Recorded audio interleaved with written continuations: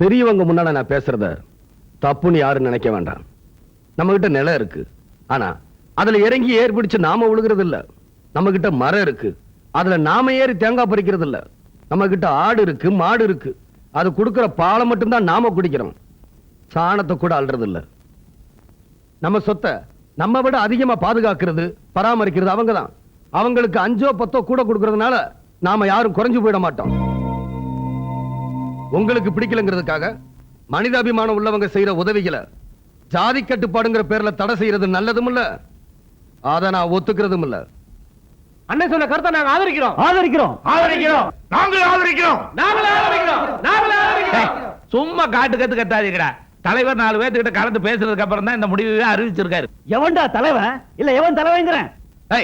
யாரும் மரியாதை இல்லாம பேசக்கூடாது. நீங்க சும்மா இருங்கண்ணா.